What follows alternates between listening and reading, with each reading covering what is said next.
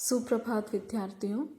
आज हम प्रमुख एकांकीकार डॉक्टर राम कुमार वर्मा पर चर्चा करेंगे।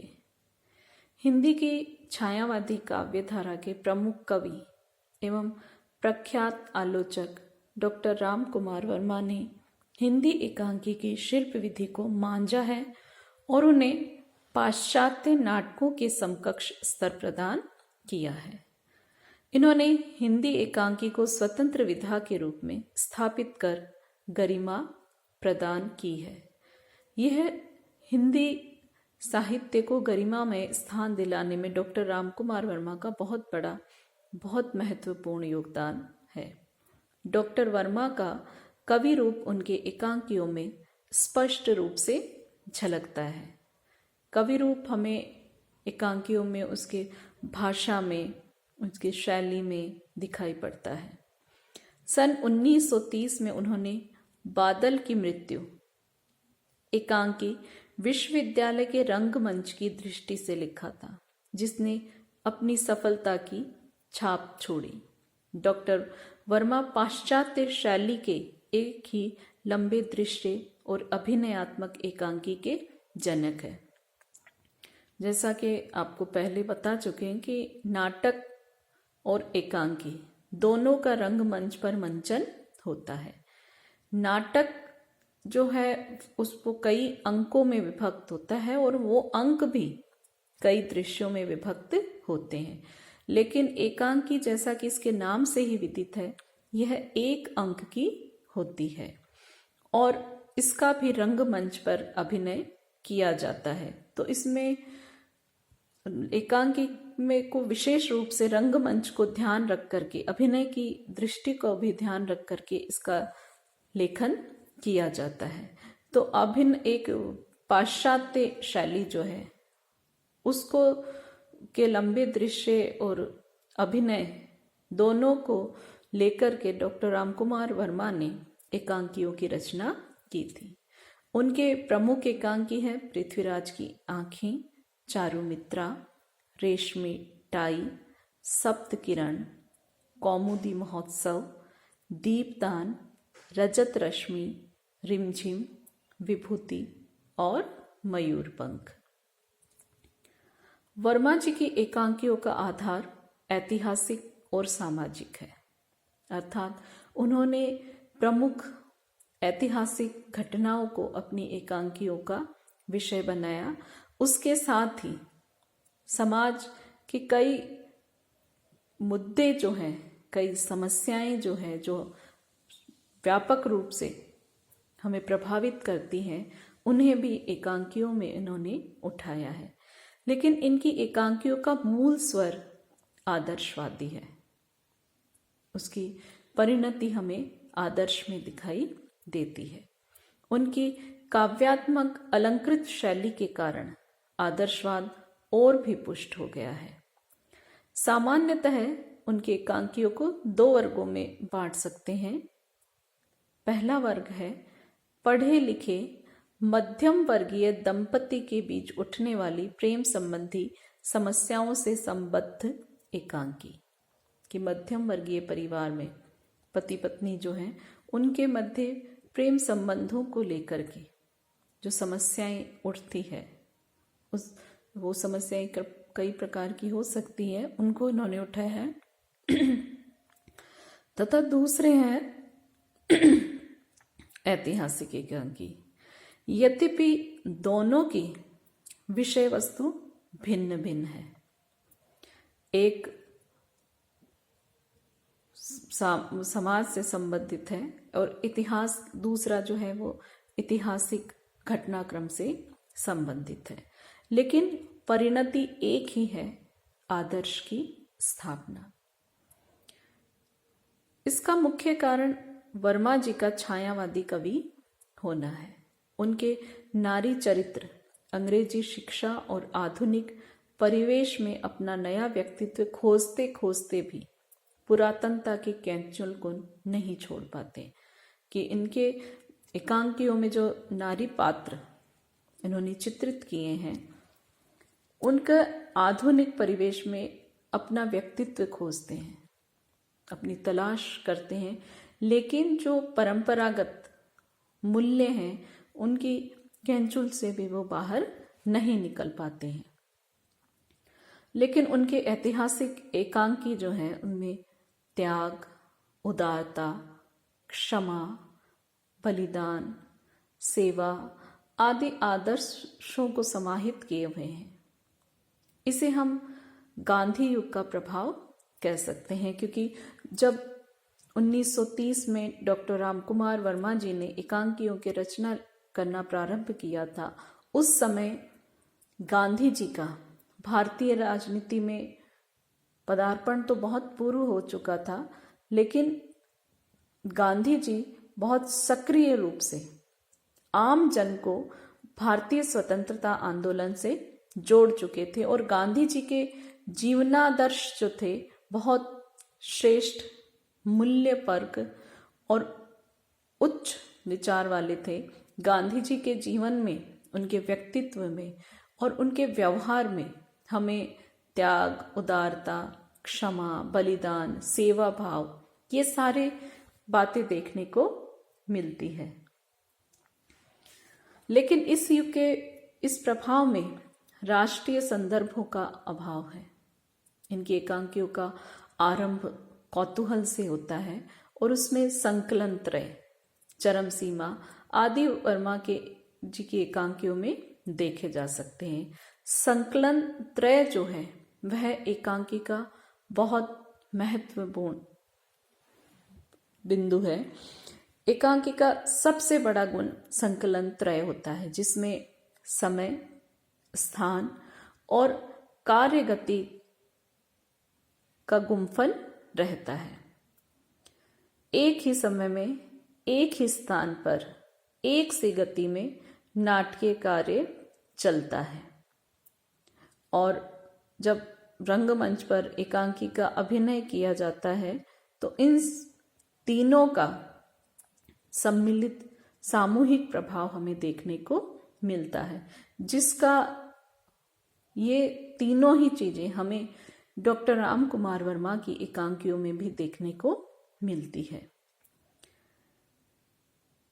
आपकी रंग सूचनाएं, क्योंकि चूंकि एकांकी का रंगमंच पर अभिनय होता है तो उसमें रंग सूचना के अंतर्गत जो जिस काल, जिस समय, जिस परिवेश, जिस वातावरण, जिस समस्या को लेकर के एकांकी का लेखन करता है, उसी को लेकर के उसको प्रभावी बनाने के लिए और दर्शकों तक, एकांकी के जो कि रंगमंच पर मंचन होता है तो उसके पाठक के साथ दर्शक भी उसके साथ जुड़े होते हैं, तो दर्शकों पर उसका पूर्ण प्रभाव पड़े और अभिनय करता जो अभिनेता है और दर्शकों के बीच में सीधा जुड़ाव हो, इसके लिए एकांकीकार रंग निर्देश भी देता है, रंग सूचनाएं भी विस्तृत रूप में देता है कि रंग जो मंच है उसकी सज्जा कैसे होगी, जिस काल की घटनाक्रम को उसमें, जिस समस्या को उसमें उठाया गया है, तो उसी के अनुसार उसकी रंग सज्जा, मंच सज्जा की जाती है और उसका स्पष्ट निर्देश रचनाकार के द्वारा किया जाता है। व्यापक और चित्रमय होती है और उपक्रम और उपसंहार आपके शिल्प के नए प्रयोग है, क्योंकि एकांकी जब इसका लिखता है तो एकांकी में जो प्रारंभ होता है उसका उस उद्घाटन, फिर उसमें उस घटना का जो कथा वस्तु है उसका उद्घाटन होने के बाद उसका विकास होता है।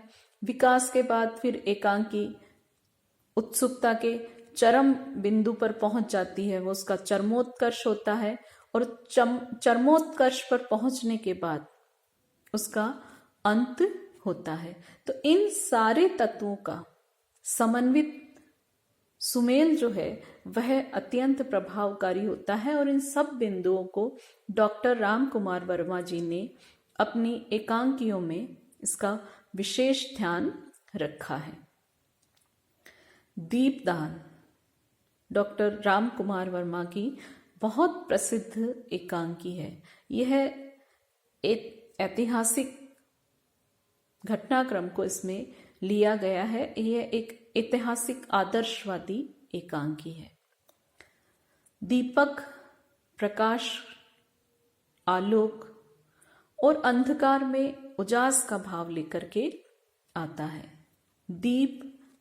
दीपदान, दान किसी को समर्पित कर देना, तो इसमें दीपदान एक तरह से इसको प्रतीक भी कहा जा सकता है, जहाँ पन्नाधाय का एक आदर्श चरित्र इस एकांकी में डॉक्टर राम कुमार वर्मा ने चित्रित किया है कि महाराणा संग्राम सिंह, जो महाराणा सांगा के नाम से प्रसिद्ध थे, उनका तीसरा पुत्र कुंवर उदय सिंह, उसको संग्राम सिंह के ही छोटे भाई के दासी पुत्र बनवारी से बचाने के लिए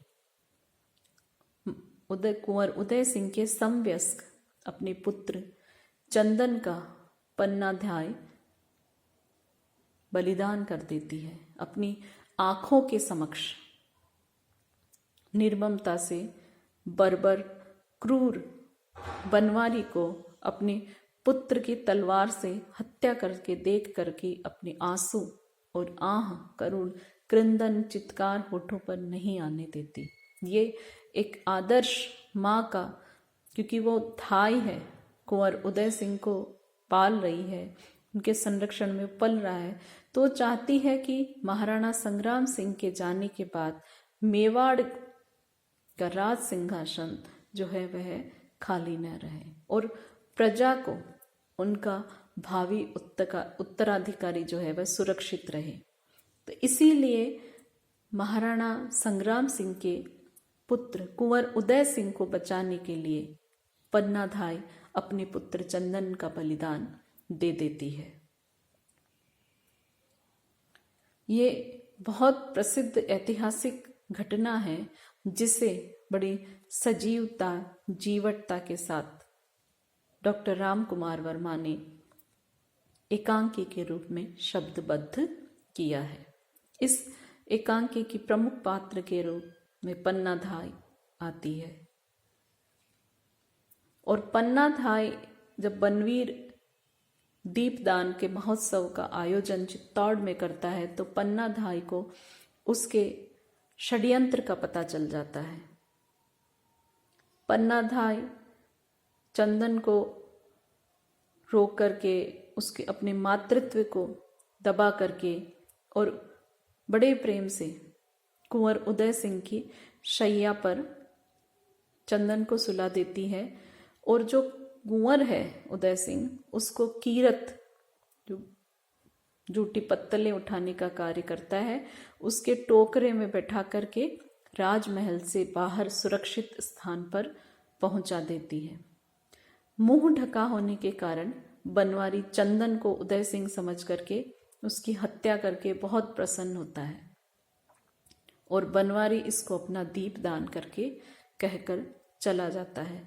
लेकिन ये एक सच्ची माँ और एक राष्ट्रभक्त पन्नाधाय का अपने राष्ट्र के लिए बहुत बड़ा, चित्तौड़ के लिए बहुत बड़ा बलिदान है, जो इस एकांकी में हमें देखने को मिलता है। सारा घटनाक्रम इसी के मध्य चलता है और इस एकांकी में पन्ना का चरित्र एक आदर्श धाय, आदर्श माँ के और एक आदर्श स्त्री के श्रेष्ठतम रूप को हमारे समक्ष प्रस्तुत करता है। माँ के लिए अपने वात्सल्य का गला घोटना, अपने पुत्र का अपने ही आंखों के समक्ष निर्मम हत्या होते देखना बहुत कठिन कार्य होता है, लेकिन अपने कर्तव्य निर्वहन के लिए पन्नाधाय सहज इसको कार्य को संपन्न करती है, जो उनके अद्भुत त्याग का उदाहरण बनकर के हमारे समक्ष आता है। कीरत का चरित्र भी श्रेष्ठतम चरित्रों में आता है कि वह भी अपनी पन्नाधाय का सहयोग करने के लिए अपने जो नमक उसने खाया है उसका कर्ज चुकाने के लिए वह टोकरी में अपनी जान पर खेल करके कुंवर को राजमहल में सबकी आंखों में धूल झोंक करके सुरक्षित अन्यत्र लेकर के चला जाता है और उनको बचा लेता है। ये अपने राष्ट्र के हित में उसके बहुत बड़ा बलिदान है।